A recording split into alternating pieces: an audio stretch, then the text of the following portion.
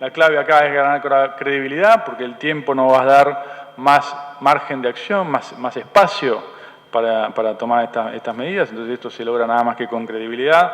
Un ambiente regulatorio estable, donde el sector privado tenga claro que las empresas, los consumidores, los ahorristas, que baja el grado de arbitrariedad y discrecionalidad de las medidas y que entonces se pueden hacer planes que involucren todos estos aspectos. No tengo tiempo de hablar de cada uno, pero sí un programa antiinflacionario gradual, persistente, que cuando digo gradual no podemos, tengo acá un gráfico creo,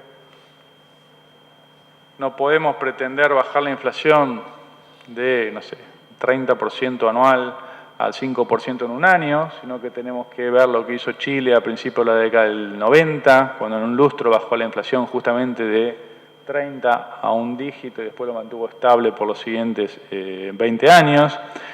Persistente, esto es muy importante, que sea una tendencia, que no sea que un año baja, el año siguiente sube, sino que sea inexorablemente a la baja para ganar credibilidad. Que sea consistente, esto es todos los brazos de la política económica, no puede ser únicamente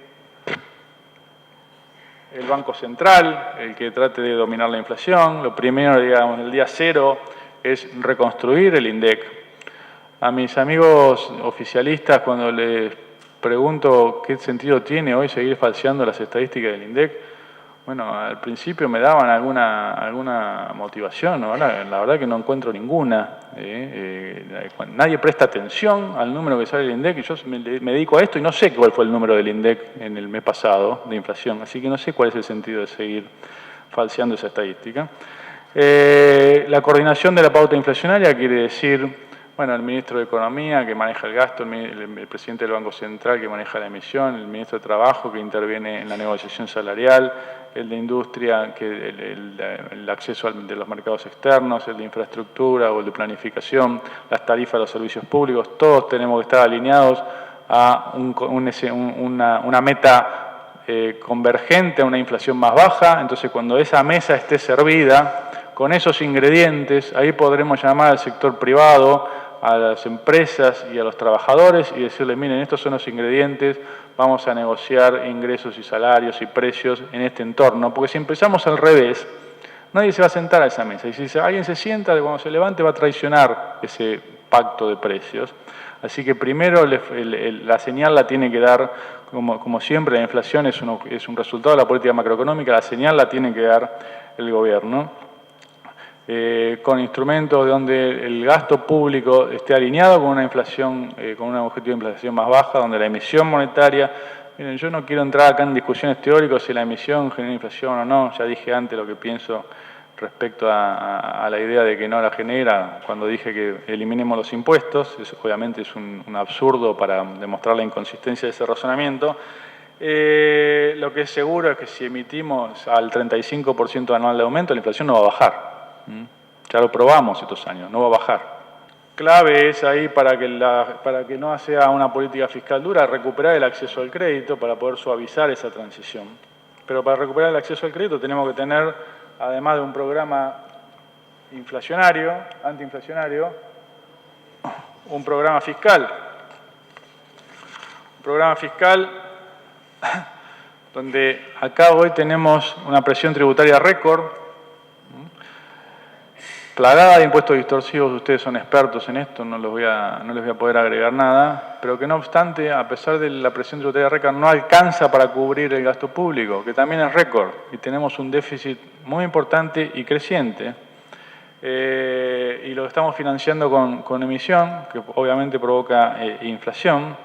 Entonces acá sí hace falta una política de shock en los anuncios que ataque toda esta combinación de problemas al mismo tiempo, pero que obviamente delinee un cronograma para poder tener un sistema tributario más racional de acá a 4 años, con una simplificación de este esquema tributario, con reducción de impuestos distorsivos, por ejemplo, retenciones a lo que no se asoja, que no se entiende bien hoy porque sigue habiendo al sector industrial, focalizando los subsidios. Hoy los subsidios a algunos servicios públicos, el 40% de esos subsidios van al 20% más rico de la población. Es un lujo que no nos podemos dar como sociedad. El 20% más rico de la población, los 2 deciles superiores, tienen subsidios a la energía. Un programa de infraestructura que aumente en 1% del PBI anual.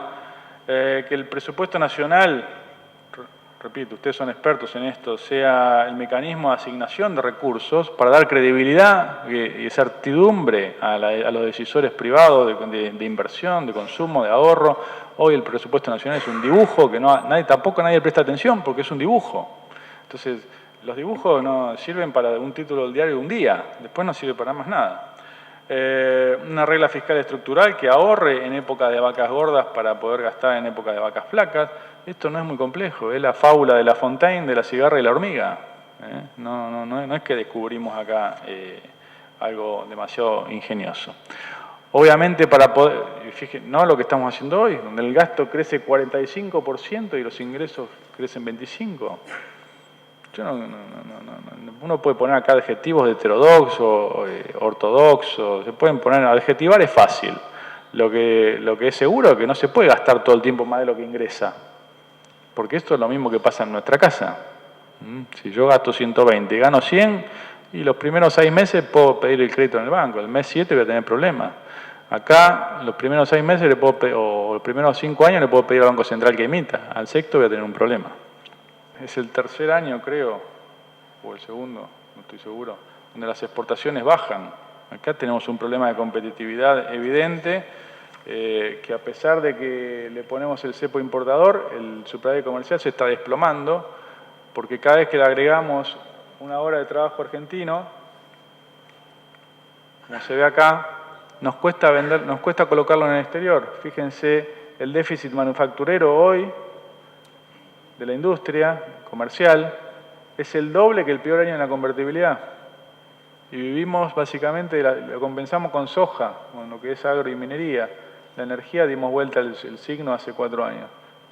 Pero acá, esto evidentemente cuando le incorporamos una hora de trabajo argentino, nos cuesta venderlo, pues somos caros. Eso es consecuencia de la inflación. Obviamente que la apertura de la normalización y unificación del mercado cambiario exige calibrar bien las fuentes de demanda y de oferta, y ahí tenemos demanda reprimida por ahorro, por giro de utilidades, por importaciones, y tenemos oferta inhibida por falta de confianza. Sí creo que con un programa consistente que tome en cuenta la integralidad de este diagnóstico, que tome en cuenta